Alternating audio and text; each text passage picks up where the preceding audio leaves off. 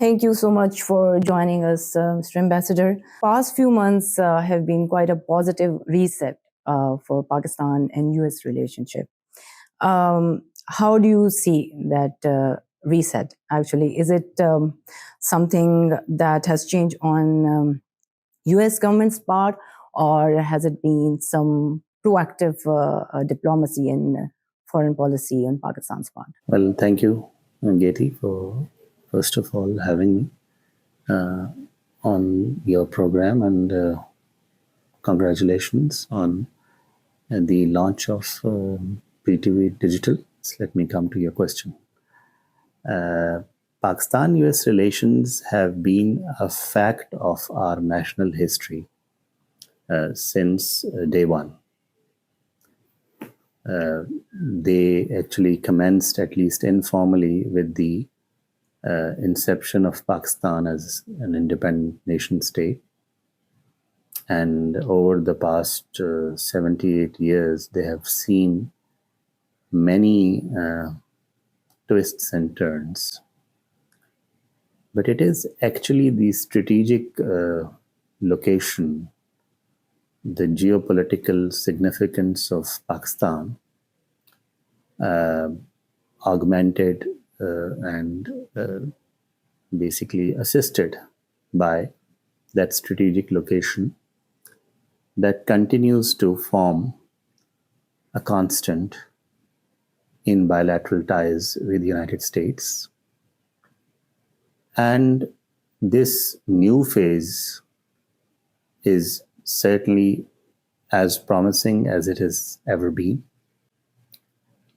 But we have seen also in the past that the US has time and again recognized Pakistan's role, Pakistan's stature as a mega country.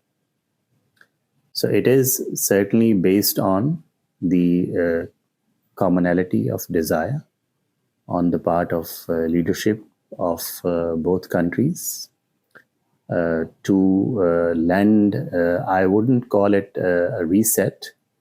The relationship is set in history. It is set in our geography. It is set in our demographic configuration. As I've already said, we are two mega countries.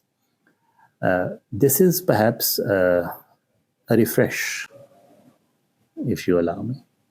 So it is based on certain changes that have taken place regionally, in the broader region, and globally, where significance and stature of Pakistan as a mega country, the fifth largest population of the world, which only stands to grow in stature.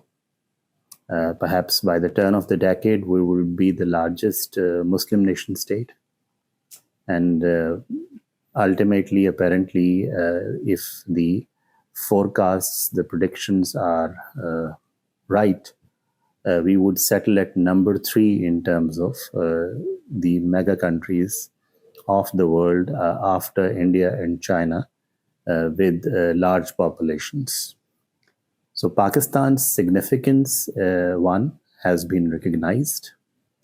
And on the foreign policy front, certainly, since I have been here for a little over a year, my standard talking point has been that the relationship between two mega countries is not optional.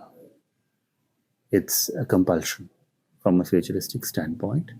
And also the fact that Pakistan, with such a large population, with its geostrategic significance, the same geography that lends us geostrategic significance lends us a geoeconomic opportunity as well.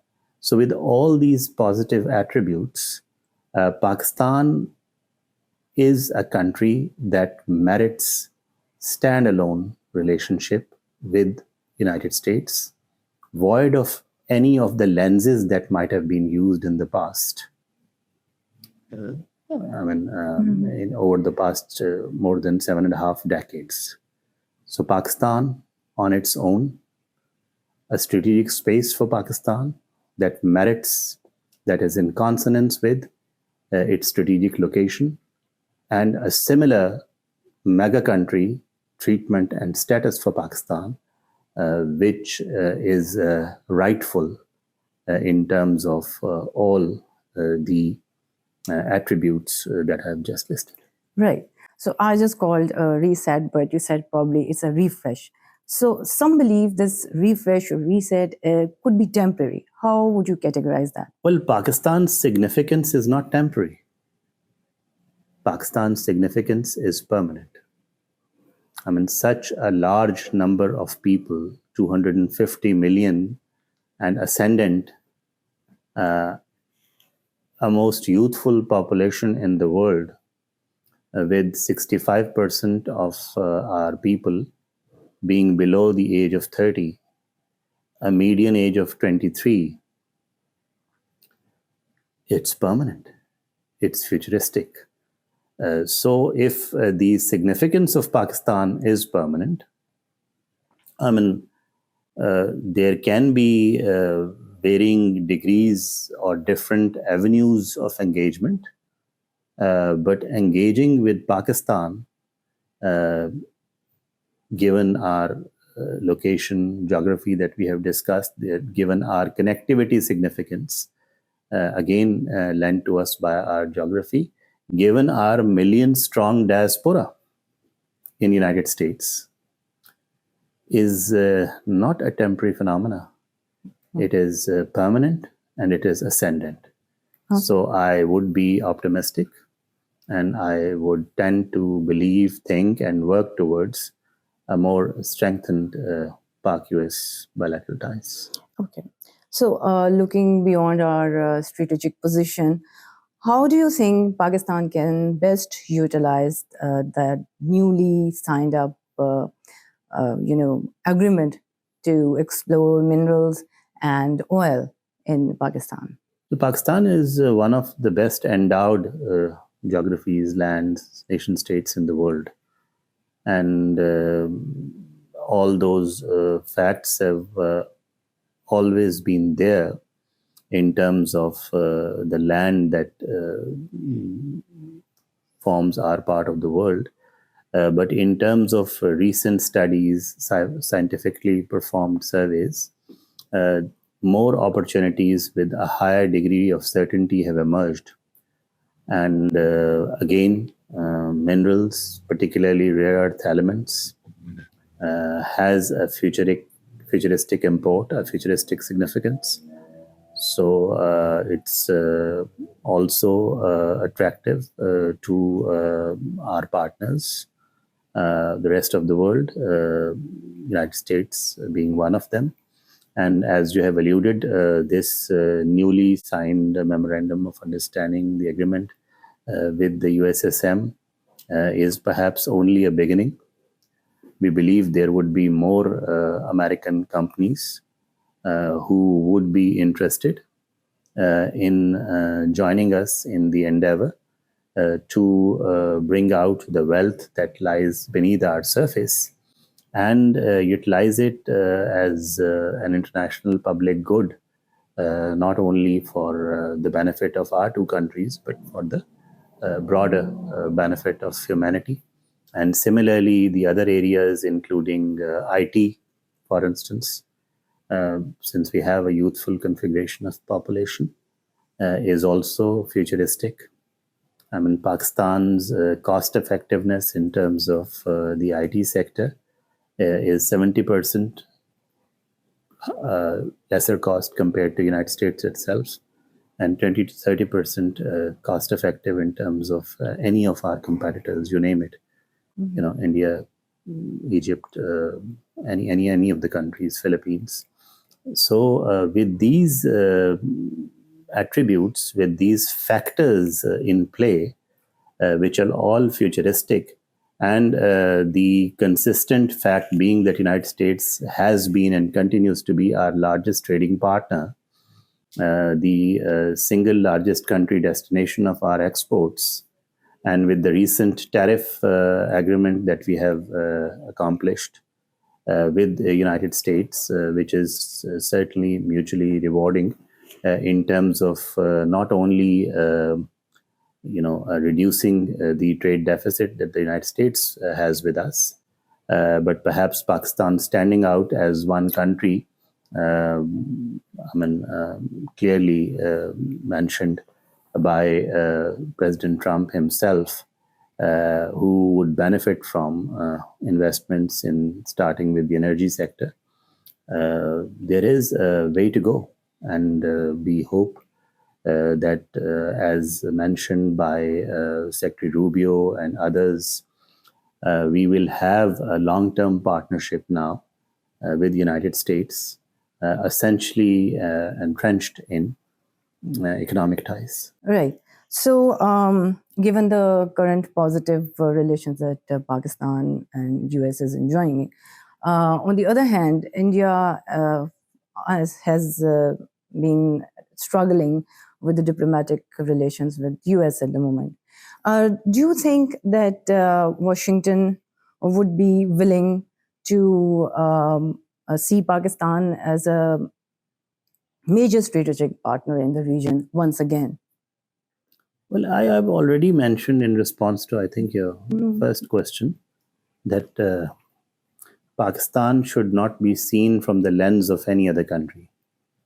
We are a mega country. We merit our own relations with the United States. And that's the spirit we believe needs to be carried forward, going forward. Our relations with the United States should not be contingent on or compared to or relative to any other country, whether in the region or anywhere in the world. We are a mega country. United States is a mega country. Relationship between two mega countries is certainly futuristic and stands on its own. On a completely different note, Prime Minister is set to address UNGA in coming weeks. And what do you think is the part of the agenda or the delegation? And what do we aim to achieve through the engagement during the event? Well, United Nations is 80 years old this year. So while it should reflect an age of maturity, we see that there are, even in recent terms, events taking place in the world which basically defy a rules-based international order that United Nations was created to try and establish. So this time, given the 80th session, given what has gone on since the last session, since the 79th session, over the past year, and given the dais being recast in international relations, in international economy, with emerging technologies like AI, disruptive